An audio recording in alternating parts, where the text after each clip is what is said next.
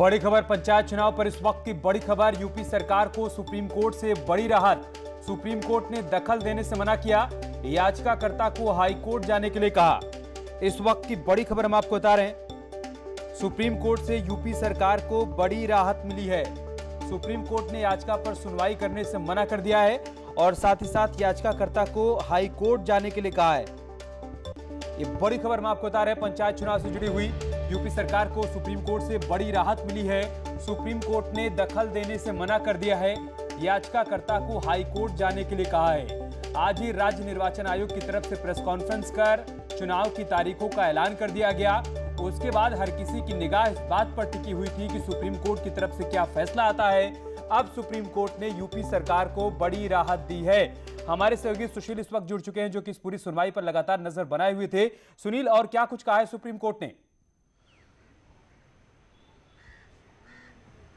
जी देखिए अमित, एक बड़ी राहत फिलहाल उत्तर प्रदेश सरकार को सुप्रीम कोर्ट से मिली है। सुप्रीम कोर्ट ने यह स्पष्ट कर दिया कि जो तमाम याचिकाएं दाखिल की गई थी, जिसमें यह कहा गया था कि इलाहाबाद हाई कोर्ट में उनके पक्ष को नहीं सुना गया है और यह बताया गया है कि जो पंचायत चुनाव फिलहाल उत्तर प्रदेश सरकार करवा रही है वो 2015 के आरक्षण सूची पर करवा रही है। सुप्रीम कोर्ट ने फिलहाल इन तमाम याचिकाओं पर सुनवाई से मना कर दिया है। उन्होंने कहा है कि इस पूरे मामले में वो दखल नहीं देंगे। सुप्रीम कोर्ट ने तमाम याचिकाकर्ताओं को एक राहत जरूर दी है। उन्होंने कहा है कि वो हाईकोर्ट में अपील करें और वो इस पूरे मामले पर हाईकोर्ट में अपनी बात रखें। याचिकाकर्ताओं के द्वारा यह कहा गया कि हाई कोर्ट में इस पूरे मामले में उनके पक्ष को नहीं सुना गया था, इसीलिए वो सुप्रीम कोर्ट आए थे। सुप्रीम कोर्ट ने फिलहाल इस पूरी याचिका पर सुनवाई करने से मना कर दिया है। यानी कि यह साफ तौर से कहा जा सकता है कि यूपी में पंचायत चुनाव को लेकर सुप्रीम कोर्ट से कहीं ना कहीं एक हरी झंडी जरूर मिल गई है। उत्तर प्रदेश सरकार को सुप्रीम कोर्ट से एक बड़ी राहत मिली है। मामले की सुनवाई के दौरान उत्तर प्रदेश सरकार के वकील को जिरह करने की जरूरत ही नहीं पड़ी। सुप्रीम कोर्ट ने याचिका पर सुनवाई केवल 5 मिनट की और मामले की सुनवाई करते हुए साफ तौर से कहा कि वो इस पूरे मामले को एंटरटेन नहीं करेंगे और इसीलिए सुप्रीम कोर्ट ने तमाम याचिकाकर्ताओं के द्वारा जो याचिका दाखिल की गई थी पंचायत चुनाव को लेकर, उन तमाम याचिकाओं को फिलहाल खारिज कर दिया और यह कहा कि आप हाईकोर्ट में अपील करें। यानी कि एक बड़ी राहत उत्तर प्रदेश सरकार को सुप्रीम कोर्ट से अमित जरूर मिली है। जी, इसके बाद याचिकाकर्ता की तरफ से कोई रिएक्शन?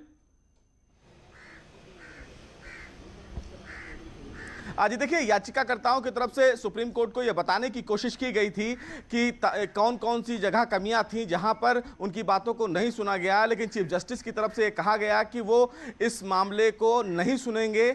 अगर किसी को कुछ मामले में आपत्ति है तो उनके पास हाईकोर्ट का दरवाजा खुला हुआ है। हाईकोर्ट के पास पर्याप्त अधिकार है। निश्चित रूप से वो तमाम लोग हाईकोर्ट जाएं, लेकिन सुप्रीम कोर्ट की तरफ से इस पूरे मामले में कोई भी अहम आदेश जारी नहीं किया जाएगा और कहीं ना कहीं तमाम याचिकाकर्ताओं को सुप्रीम कोर्ट से एक बड़ा झटका लगा है। अब ऐसे में देखना यह भी होगा कि चूंकि अभी इन तमाम लोगों के पास ये अधिकार है कि अगर चुनाव आयोग कोई अधिसूचना जारी करता है तो उस अधिसूचना को भी ये तमाम याचिकाकर्ता सुप्रीम कोर्ट में चुनौती दे सकते हैं। लेकिन बहरहाल अभी जो प्राइम स्टेज है उस पर फिलहाल सुप्रीम कोर्ट ने किसी भी तरीके से सुनवाई करने से मना कर दिया है। सुशील, यहाँ एक बात और साफ करिए कि अब जो आरक्षण का आधार होगा, क्या वो 2015 के आधार पर ही चुनाव होगा?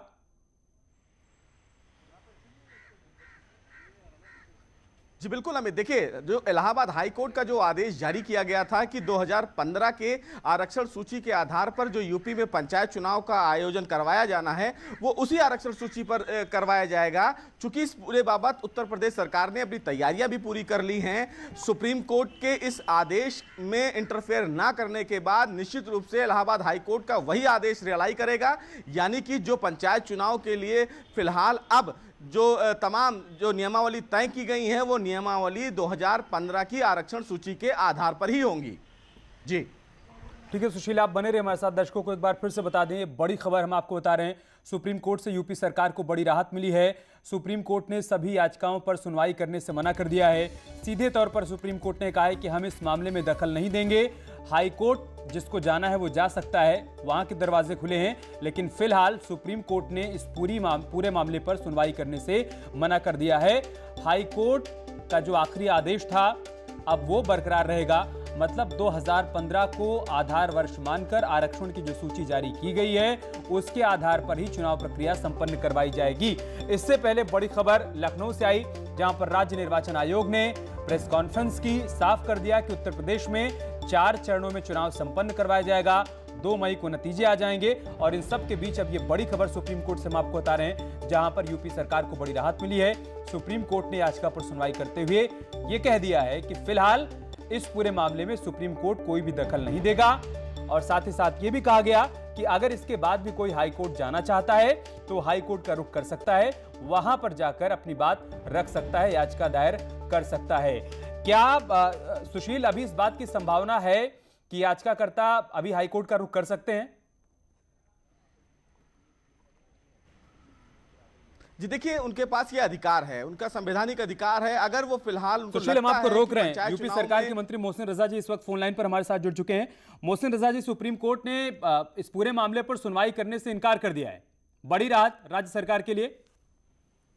देखिए, हम लोग तो हमेशा से कानून का पालन करते हैं और जब जब कानून से कोई निर्देश आते हैं माननीय उच्च न्यायालय से या सर्वोच्च न्यायालय से, उसके अनुपालन में सरकार काम करती है। और जो आज जिस तरह से माननीय सर्वोच्च न्यायालय का भी आपने बताया, जो आया है वर्डिक्ट की, उन्होंने कहा है माननीय उच्च न्यायालय में जाकर अपनी बात कहें, तो माननीय उच्च न्यायालय ने पहले ही जो भी जिस बात के लिए हमको आदेशित किया था सरकार को, हमने उस पर पूरा अमल करते हुए वो प्रक्रिया को अपनाया था। उसके बाद ये चुनाव इलेक्शन कमीशन ने आज जिसकी घोषणा की है और जो चुनाव होने जा रहे हैं, आचार संहिता आज से लागू हो गई है, तो निष्पक्ष चुनाव कराना और इसमें जो भी सहयोग सरकार का होगा वो करेंगे और निष्पक्ष चुनाव कराएंगे। लेकिन जहां तक याचिकाकर्ता की बात है, याचिका करना सबका अधिकार है, उसमें निर्णय का काम जो है वो माननीय सर्वोच्च न्यायालय और उच्च न्यायालय का है और उसके अनुपालन में काम करने का काम हमारा है, सरकार का है। मोहसिन रजा जी, हालांकि सुप्रीम कोर्ट ने यह भी कहा है कि जिनको इस पूरे मामले में कोई आपत्ति है, वो याचिका डालना चाहते हैं तो हाईकोर्ट जा सकते हैं, वहां का रास्ता भी है उनके पास। हाँ, मैंने कहा ना कि माननीय सर्वोच्च न्यायालय ने कहा है कि आप उच्च न्यायालय में जाएं और वहां चाराजोई कर सकते हैं आप। और हमने उच्च न्यायालय के आदेशानुपालन में जो आदेश आया था, उसके अनुपालन में हमने प्रदेश सरकार ने पूरी प्रक्रिया की है। आपने देखा होगा बीच में कुछ चेंजेस के लिए कहा था माननीय उच्च न्यायालय ने, वो पूरे कर दिए गए थे और वो करके शासन ने बता दिया माननीय उच्च न्यायालय को और आज उसी क्रम में चुनाव भी डिक्लेयर हो गए। एक बात और साफ कर दीजिए यहाँ पर मंत्री जी कि अब 2015 को ही आधार वर्ष मानकर आरक्षण की जो सूची जारी की गई है, उसी के आधार पर चुनाव होगा। देखिए, जो जिस बात के लिए निर्देशित किया था माननीय उच्च न्यायालय ने, उसी क्रम में उसी प्रक्रिया के तहत ही उसी के अनुपालन में ही सरकार ने जो आगे बात बढ़ाई है वो उसी अनुपालन में बढ़ाई है और उसके तहत ही चुनाव हो रहे हैं। लिहाजा इसके लिए मैंने कहा ना कि सबके लिए विकल्प खुले रहते हैं न्यायालय जाने के लिए और न्यायालय के रास्ते सबके पास में है, लेकिन न्यायालय का अनुपालन करना सरकार की जिम्मेदारी है और हम न्यायालय का सम्मान करते हैं और उनके आदेश का अनुपालन करते हैं। उसके अनुपालन में हमने कार्रवाई की है। सही बात है। एक आखिरी सवाल सर, कोविड के चलते पहले ही चुनाव बहुत लेट हो चुका है, अब जबकि एक बार फिर से सारे रास्ते साफ हो गए हैं, लेकिन अभी भी एक गुंजाइश बची हुई है कि याचिकाकर्ता हाई कोर्ट जा सकते हैं। अगर ऐसा होता है तो क्या एक बार फिर से अटकाने भटकाने और लटकाने का प्रयास किया जाएगा उन लोगों की तरफ से कि चुनाव और डिले हो जाए?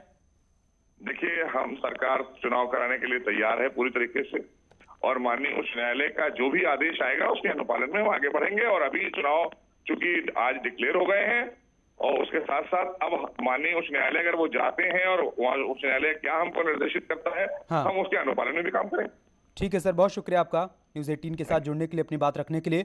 बड़ी खबर हम आपको बता रहे हैं, सुप्रीम कोर्ट की तरफ से बड़ी राहत मिली है यूपी सरकार को। सुप्रीम कोर्ट ने फिलहाल इस पूरे मामले पर हस्तक्षेप करने से मना कर दिया है। इसका सीधा मतलब यह है कि हाई कोर्ट के आदेश के मुताबिक ही चुनाव प्रक्रिया संपन्न करवाई जाएगी। 15, 19, 26 और 29 अप्रैल को 4 चरणों में मतदान होना है। 2 मई को काउंटिंग हो जाएगी और उससे पहले जो याचिकाएं लगाई गई थी सुप्रीम कोर्ट में, उन याचिकाओं पर फिलहाल सुप्रीम कोर्ट ने सुनवाई करने से मना कर दिया है। यूपी सरकार की तरफ से भी एक कैविएट दाखिल की गई थी जिसमें कहा गया था कि इस पूरे मामले पर सुनवाई के दौरान हमारा पक्ष भी सुना जाए, लेकिन सुप्रीम कोर्ट ने कह दिया कि फिलहाल इस पूरे मामले पर हस्तक्षेप करने की कोई आवश्यकता नहीं है, हाई कोर्ट के आदेश के मुताबिक ही आगे बढ़ा जाए और अगर किसी को कोई आपत्ति है, कोई दिक्कत, कोई परेशानी है तो हाई कोर्ट वो जा सकता है। सुशील, आप अपनी बात पूरी करिए। क्या अभी भी याचिकाकर्ता हाई कोर्ट का रुख कर सकते हैं, ऐसा कोई संकेत उनकी तरफ से मिला है?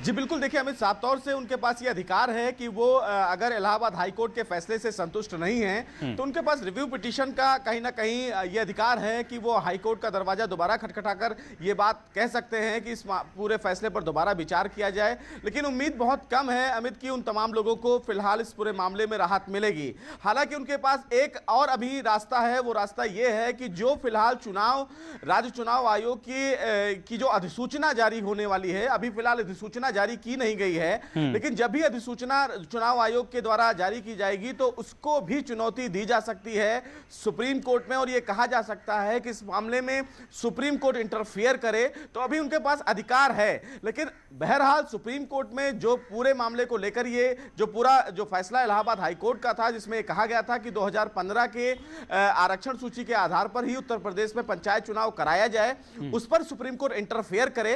बहरहाल उस याचिका पर सुप्रीम कोर्ट ने इंटरफेयर करने से मना कर दिया है। सुप्रीम कोर्ट ने यह साफ तौर से कहा कि उन्हें नहीं लगता है कि इस स्तर पर अभी इसमें सुप्रीम कोर्ट कोई इंटरफेयरिंग करे या इस मामले में कोई हस्तक्षेप करे। और इसीलिए फिलहाल सुप्रीम कोर्ट ने तमाम याचिकाकर्ताओं के द्वारा जो याचिकाएं दाखिल की गई थी, उस याचिका में किसी भी प्रकार से दखल देने से मना कर दिया है।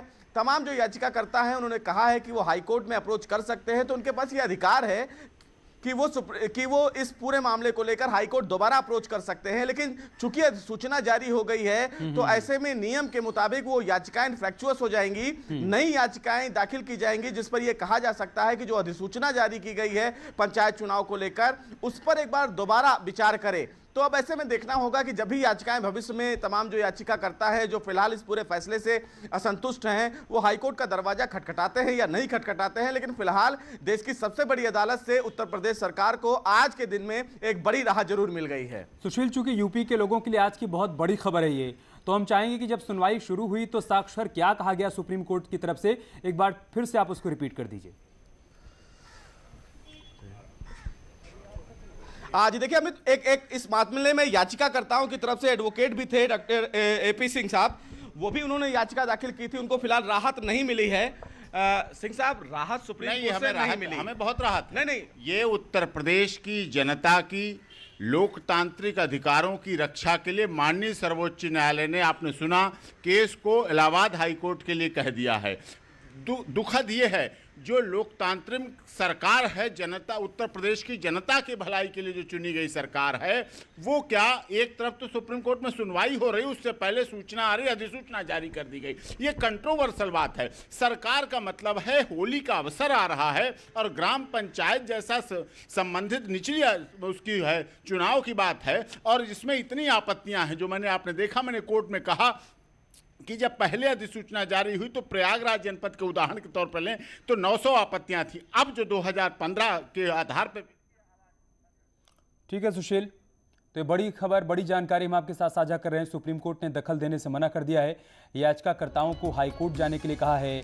यूपी सरकार को सुप्रीम कोर्ट की तरफ से ये बड़ी राहत मिली है। याचिकाकर्ता हालांकि अभी भी हाईकोर्ट जा सकते हैं अगर उनको कोई दिक्कत, कोई आपत्ति इसके बाद भी है तो, लेकिन फिलहाल अब इसके संकेत बिल्कुल साफ हैं कि आज राज्य निर्वाचन आयोग की तरफ से जो प्रेस कॉन्फ्रेंस के दौरान घोषणा की गई है उसके मुताबिक ही अब राज्य में चुनाव संपन्न करवाया जाएगा। यूपी में पंचायत चुनाव की जो तारीखें हैं वो एक बार फिर से हम आपको बता देते हैं। 15 अप्रैल को पहले चरण का मतदान होगा, 19 अप्रैल को दूसरे चरण का मतदान होगा, 26 अप्रैल को तीसरे चरण का और 29 अप्रैल को चौथे चरण का मतदान होगा। यानी कुल मिलाकर 4 चरणों में मतदान संपन्न करवाया जाएगा। उसके बाद 2 मई को काउंटिंग होगी, सुबह 8 बजे से काउंटिंग शुरू हो जाएगी।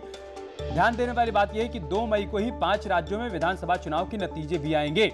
ऐसे में 2 मई को यह भी साफ हो जाएगा कि उत्तर प्रदेश में गांव में किसकी सरकार बन रही है, कौन कौन से प्रत्याशी जीत रहे हैं और क्या कुछ बड़ी बातें प्रेस कॉन्फ्रेंस के दौरान कही गई हैं आज राज्य निर्वाचन आयोग की तरफ से, वो भी हम आपको एक बार फिर से बता देते हैं। 3 अप्रैल से पहले चरण की नामांकन प्रक्रिया की शुरुआत हो जाएगी, जबकि दूसरे चरण में 7 अप्रैल से 8 अप्रैल तक नामांकन किया जा सकेगा।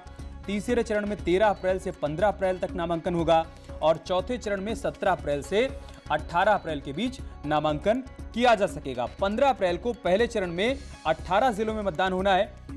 इन जिलों की बात करें तो सहारनपुर, गाजियाबाद, रामपुर, बरेली, हाथरस, आगरा, कानपुर नगर, झांसी, महोबा, प्रयागराज, बरेली, रायबरेली, हरदोई, अयोध्या, बस्ती, संत कबीर नगर, गोरखपुर, जौनपुर और भदोही में पहले चरण में यानी कि 15 अप्रैल को वोटिंग होगी।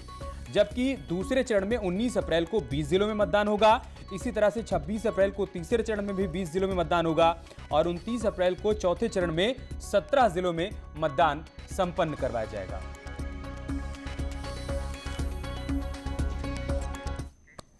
रुक रहे हैं छोटे से ब्रेक के लिए, जल्द लौटेंगे कुछ और खबरों के साथ।